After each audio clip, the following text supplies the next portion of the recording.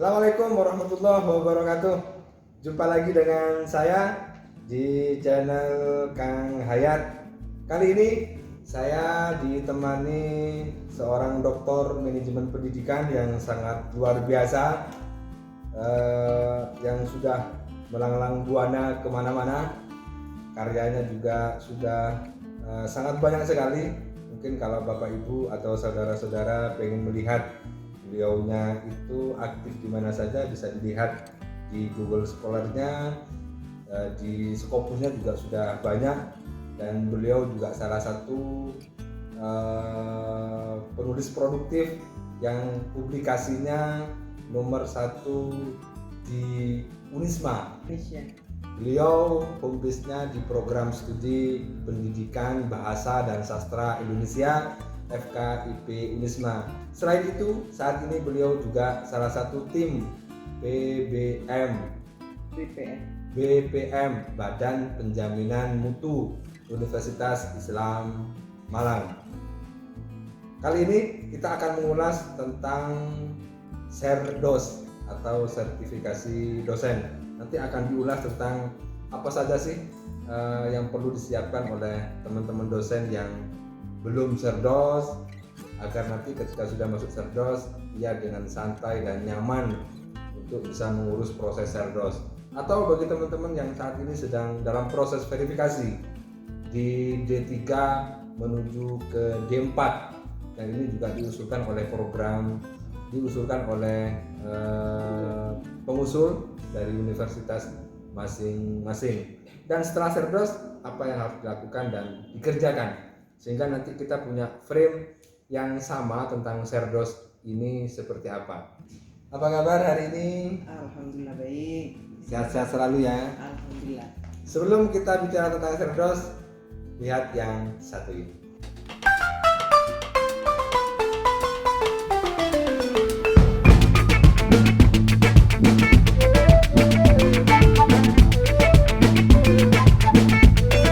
Sebelum saya bincang-bincang dengan Bu Ivit, yang baru nonton video saya, silakan di subscribe dulu. Jangan lupa ditekan tombol loncengnya ya, untuk terus bisa mengikuti video-video terbaru saya. Video-video ini banyak mengulas tentang literasi, menulis, kemudian berkaitan dengan dosen. Itu juga menjadi bagian dari konten-konten video ini, agar terus memberikan manfaat, memberikan kebaikan, memberikan nilai-nilai kebaikan bagi banyak orang.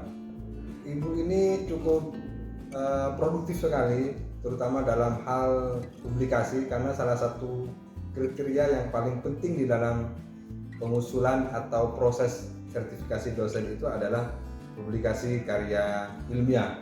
Walaupun mungkin yang lain juga menjadi penting untuk tetap diperhitungkan, misalnya pendidikan, pembelajaran, kemudian pengabdian, penelitian, dan publikasi ilmiah.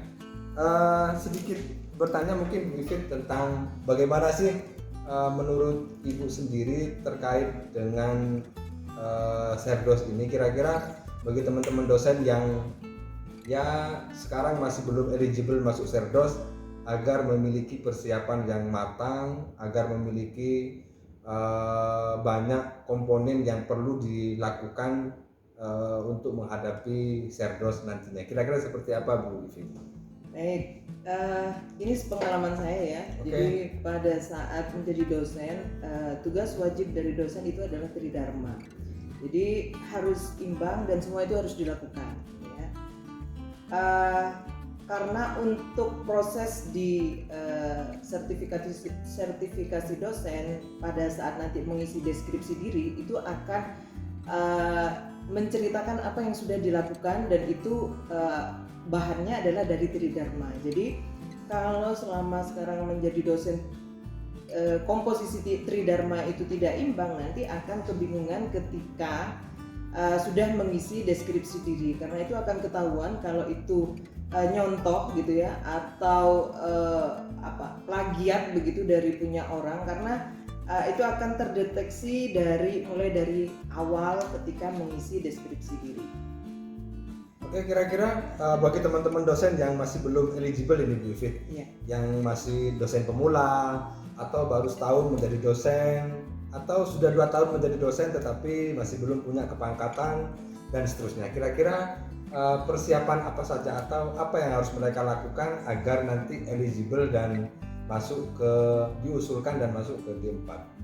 Ya, oke. Jadi tetap sama. Jadi tugas utama dosen Tridharma yaitu yang harus dilakukan, gitu ya. Penelitian, pengabdian, Iya, pengajaran. semua. Ya, meskipun itu mungkin masih tidak bisa ngambil hibah-hibah yang dari dikti begitu, tapi biasanya perguruan tinggi di internal itu sudah menyediakan dana sehingga itu bisa dimanfaatkan, atau penelitian tindakan kelas yang sudah dilakukan di kelas ketika mengajar itu bisa dijadikan bahan untuk menulis artikel, karena PTK itu kan memecahkan Betul, solusi ketika di Itu pembelajaran. juga bisa masuk ya ke komponen bisa publikasi ya. dan penelitian. Bisa. Nah, seperti itu. Jadi kemudian mungkin ada 2 yang sangat menjadi penilaian. Kalau sekarang kriterianya itu kan sudah berbeda ya. Pada saat saya dulu Serdos itu begitu dibuka saya eligible di D3 ya, itu sudah langsung bisa mengisi sampai deskripsi diri. Tapi sekarang ada bertahap gitu ya, sampai di D4 itu harus lulus ada TOEFL dan TKDA. Nah, kebanyakan itu yang nilainya itu minim atau bahkan nggak nyampe, sehingga kalau tidak lulus di situ nggak bisa lanjut untuk ke D5-nya ya, D5-nya untuk mengisi deskripsi diri. Jadi mungkin persiapan itu, jadi sering banyak latihan TOEFL gitu, banyak soal-soal di online itu sudah mulai diiring. Kemudian TKDA ya, TKDA juga di online itu banyak soal-soal seperti itu kan, itu terkait dengan kayak psikologi ya, begitu pertanyaan-pertanyaan lebih ke logika. Nah, mungkin lebih banyak bermain di situ. Jadi ketika akan melakukan tes TOEFL dan TKDA itu nanti sudah siap begitu, karena memang saringannya itu ada di situ. Kalau dulu masih ada pertimbangan yang lain karena sudah bisa langsung mengisi sampai selesai ke deskripsi diri. Oke, termasuk mungkin Bu Ivit berkaitan dengan ini nih, bagi teman-teman yang belum eligible tentunya harus punya kepangkatan dulu gitu Bu Ivit ya. Iya. Karena kepangkatan itu nanti menjadi syarat penting ketika diusulkan masuk ke D3 dan eligible untuk kemudian menjadi calon dosen yang disertifikasi atau calon DES. Atau kira-kira ada enggak trik dan tips agar misalnya mudah mengurus kepangkatan itu, yang asisten ahli sekarang memang syaratnya juga sangat banyak sekali itu yang harus dipenuhi oleh teman-teman dosen pemula terutama. Ini menjadi penting untuk bisa diperhitungkan selain tadi yang disampaikan Bu Ivit, misalnya berkaitan dengan penelitian, publikasi, pengajaran dan lain sebagainya. Kira-kira itu Bu Ivit, yang ada enggak trik? Misalnya Bu Ivit ini kan dari manajemen pendidikan, tentu sudah luntur semua teori manajemennya, sudah luntur, artinya sudah meluber kemana-mana lah, sudah di luar kepala. Kira-kira ada enggak poin-poin penting yang bisa diambil atau dijadikan sebagai inspirasi bagi teman-teman dosen pemula misalnya, untuk bagaimana caranya agar mudah mengurus kepangkatan itu agar nanti bisa segera eligible dan bisa Serdos gitu. Baik, ya kuncinya tadi ya, Tridharma itu tadi harus dilakukan. Pangkatan itu juga Tridharma ya? Iya, jadi yang saya lihat ya, beban mengajar dosen di sini masih terlalu tinggi. Kemudian untuk dosen baru sepertinya enggan untuk melakukan penelitian meskipun itu kecil-kecilan di kelasnya sendiri seperti itu. Dan pengabdian, padahal pengabdian itu juga sangat mudah gitu ya. Kalau misalkan ngisi pelatihan aja di kampungnya, kayak sekarang masa Covid nih ya, ngasih pengetahuan ke misalkan Karang Taruna gitu ya, ngasih tahu itu bagaimana caranya kemudian membentuk desa itu supaya sadar untuk melakukan protokol kesehatan. Nah, itu hal-hal yang kecil itu iya sudah masuk pengabdian. Nah, itu sudah bisa di-collecting begitu. Nah, setiap satu semester itu harus ada Tridharma itu. Berikut publikasi. ya kecil-kecilan, mungkin di jurnal yang ada di kampus sendiri seperti itu. Kemudian mungkin kalau dengan ada koneksi di tempat lain bisa dengan jurnal di tempat lain, siapa tahu bisa masuk yang sudah ke level Sinta 6, 5 atau bahkan Sinta 2 atau 1 seperti itu. Berarti intinya adalah dari awal mengelola atau memanajemen data itu menjadi penting untuk bisa mengurus kepangkatan, kemudian untuk bisa mengusulkan ke Serdos sampai nanti mungkin ini juga menjadi kewajiban kita semua, menjadi kewajiban kita sebagai dosen untuk mengelola diri kita, untuk mengelola apa saja yang akan kita lakukan, yang sedang kita lakukan dan yang sudah kita lakukan, sehingga data-data komponen penting di dalam Tridharma itu menjadi suatu hal yang niscaya bagi kita sebagai dosen untuk diatur, dikelola, di manajemen yang baik gitu. Karena saya sering dengar ya ketika dosen mau ngurus kepangkatan, terutama yang masih dari tenaga pengajar mau ke AA gitu ya. Saya nggak punya penelitian nih, nggak punya publikasi, nggak punya itu persoalan klasik pengabdian, seperti itu. Jadi, masih lebih ke beban mengajarnya yang diutamakan gitu ya. Padahal nanti ketika sudah Serdos sedikit sekali beban mengajarnya itu gitu loh. Karena sudah ada di SNDikti itu sudah ditetapkan bahwa dosen yang tersertifikasi itu yang layak itu hanya 16 SKS yang diakui. Beban mengajarnya tiga Tridharma itu mulai dari pembelajaran, pendidikan, penelitian dan pengabdian serta penunjang. Jadi hanya diakui 16 SKS seperti itu. Sebetulnya sangat mudah karena bebannya itu sudah proporsional menurut saya seperti itu. Oke, kemudian yang kedua Bu Ifit berkaitan dengan bagi teman-teman yang saat ini sedang diusulkan untuk verifikasi masuk ke D4. D4 itu persiapan untuk mengunggah biodata, foto, CV, TKDA, TKBI, dan nilai persepsional. Kira-kira apa yang harus dilakukan atau disiapkan untuk persiapan di dalam proses D4 itu sendiri? Karena yang paling krusial itu adalah di D4, karena D4 itu menggabungkan seluruh komponen yang harus dilakukan, yaitu adalah TKBI, TKDA, nilai persepsional, kemudian pangkat kita dan golongan kita. 5 hal itu dibagi 7.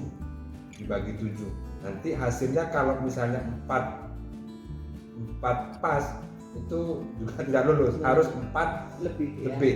4.01 insya Allah lulus. Tapi kalau 4.00 itu kalau dalam aturannya dan kriterianya itu tidak lulus. Kira-kira apa sih yang perlu disiapkan? Mungkin Bu Ifit tadi juga sudah menyinggung, misalnya seperti TKBI dan TKDA ya dari sekarang sudah harus belajar, sudah harus ikut tes, atau sudah minimal dari YouTube itu juga banyak konten-konten yang menyediakan pembelajaran TKBI dan TKDA, termasuk misalnya yang mengisi nilai persepsional itu juga butuh keahlian, keterampilan.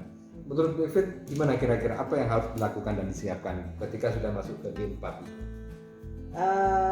Ya menata ya, kalau saya karena terbiasa begitu ya, apa yang akan dibutuhkan di situ. Jadi di laptop itu sudah menyiapkan satu folder yang khusus untuk Serdos begitu ya. Termasuk misalnya TKBI, TKDA. Iya, soal-soalnya saya folder sendiri seperti itu, termasuk aturan-aturan yang harus kita temui aturannya, misalkan harus ini petunjuk atau panduan itu saya masukkan jadi satu di folder itu. Harus pahami betul itu. Iya, itu dibaca bolak-balik apa gitu ya, keperluannya itu apa seperti itu. Termasuk biodata juga. Nah, foto terbaru 6 bulan kan sebelum itu. Nah, itu menyiapkan kalau itu. Kalau foto yang perempuan itu warnanya merah, backgroundnya ya. Kalau laki-laki warna backgroundnya biru. Iya. Di video ini sudah saya jelaskan kemarin. Oke, silakan lanjut dulu. Oke, jadi itu kemudian latihan soal untuk itu yang mau TKDA, kemudian TOEP ya.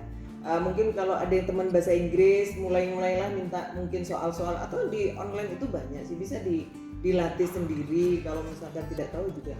Kalau nggak salah di yang bahasa Inggris itu di TOEIC itu banyak ada readingnya gitu ya, ada reading. Ada 3 komponen itu. Iya, nah reading, itu. listening. Nah itu ada waktunya gitu ya. Ini belum online. selesai karena online, jadi belum selesai udah pindah lagi. Nah itu ada trik-triknya. Ada biasanya kata yang dicetak tebal. Nah itu biasanya ditanyakan. Nah jawabannya itu biasanya di atasnya atau di bawah itu, seperti itu. Trik untuk bisa menjawab. Iya, untuk menjawab itu. Saya juga bahasa Inggris pas-pasan gitu ya. Tapi tahu link-linknya, oh ini kira-kira di jawabannya apa. Biasa kan betul. nyari gitu ya. Di antara jawaban itu yang tidak ada itu apa, berarti itu bukan jawabannya. Iya. Berarti sudah ada. Ada caranya itu. Nah, kalau sering belajar soal-soal seperti tahu itu. Ya. Oh ini jawabannya. Nah, ini iya. benar, Jadi kalau sering baca soal-soal TKD bahasa Inggris itu akan ketahuan. Oh, ini modelnya begini. Gitu. Iya, bisa dipelajari. Saya mempelajari sendiri gitu loh. Saya mempelajari secara sendiri. umum berarti seperti itu ya. Jadi dari kalau ada soal bacaan begitu yang ditanyakan pasti yang di highlight, yang di bold gitu ya, kata yang di bold. Nah itu saya lihat mesti jawabannya kalau tidak di atasnya atau di bawahnya seperti itu, kemudian ke bawah, dan itu runtut karena itu bacaan, soal bacaan. Itu sudah menjadi pola. Iya, ada polanya sudah. Berikutnya juga seperti itu. Nah dari jawabannya itu juga bisa diperkirakan ini. Nah itu yang pernah saya lakukan gitu. Yang pernah saya lakukan. Atau Wifit berkaitan dengan bagi teman-teman yang saat ini sedang diusulkan untuk ke D4, itu kira-kira untuk cara atau trik untuk menilai persepsional ini. Oh iya. Nilai persepsional itu atau NPS itu kan ada 4 komponen. Yang pertama adalah dosen yang sertifikasi, yang kedua adalah atasan langsung, baik itu prodi, wakil dekan atau di atasnya. Yang ketiga adalah kolega, teman sejawat, itu 3 ya. Jadi di S1 atasan 1, teman sejawat 3, dan mahasiswa 5. Jadi ada 10 nilai persepsional yang akan dinilai untuk dosen yang akan disertifikasi. Kira-kira bagaimana Bu Ivy? Trik dan tipsnya agar kan tidak hanya nilainya tinggi, tetapi nilai konsistensi dari ke-10 itu menjadi nilai penting untuk bisa lolos di D4 menuju ke D5. Kira-kira bagaimana? Ya, yang pertama kalau dosen otomatis ketika akan dinilai persepsionalnya itu kita sendiri itu juga harus baik gitu kan, karena yang akan dinilai oleh atasan. Secara pribadi baik ya. Jadi kalau nggak baik hubungannya dengan atasan itu juga akan mengaruhi nilai, mungkin nilainya bisa 1-2 gitu ya. Itu yang akan bikin jeblok. Kemudian dengan teman sejawat juga seperti itu. Carilah teman sejawat yang kita bagus gitu ya. Nah, seperti itu. Kemudian dengan mahasiswa juga. Kita pilih mahasiswa yang bukan bisa kita rekayasa, tapi kita beri pemahaman sehingga mereka juga objektif ketika memberikan penilaian. Jadi nilainya itu enggak tinggi terus atau di bawah rendah. Jadi ada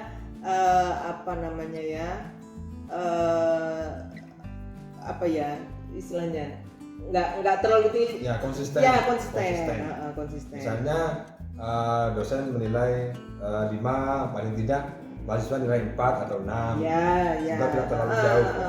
Tapi yang pernah saya lakukan itu biasanya antara 6, 7, kemudian di bawah itu ada 4 atau 5, 3 mungkin yang ini ya, ada 3, jadi jangan terlalu rendah juga. Berarti untuk nilai persepsional ini memang kembali kepada diri kita sendiri sebagai dosen. Kalau kita baik, kalau kita berperilaku baik, komunikasinya baik, kemudian yang menjadi dosen yang baik, insya Allah orang lain di sekitar kita yang menilai itu juga akan baik-baik bagi mahasiswa, baik bagi sejawat, atau baik bagi pimpinan. Maka insya Allah nilai konsistensi dan nilai kebaikan di dalam penilaian persepsional itu akan secara otomatis nilai objektif itu menjadi penilaian bagi diri kita sendiri, tidak direkayasa kemudian tulis sendiri gitu. Iya.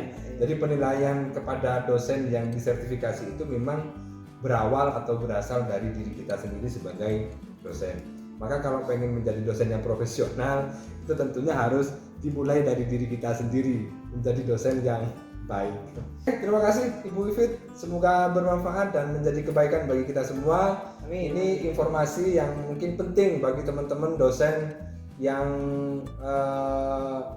dosen pemula yang mau serdos atau dosen yang hari ini sedang akan diserdos atau calon dosen yang diserdos atau teman-teman dosen yang baru kemarin lulus dan dosen-dosen yang sudah terserdos dulu-dulu. Ini juga menjadi penting untuk bisa dijadikan sebagai pengetahuan, bisa ya siapa tahu mendapatkan inspirasi dari video ini. Jangan lupa di share, like, komen, dan subscribe untuk terus bisa mengikuti konten-konten video saya. Terima kasih. Assalamualaikum warahmatullahi wabarakatuh.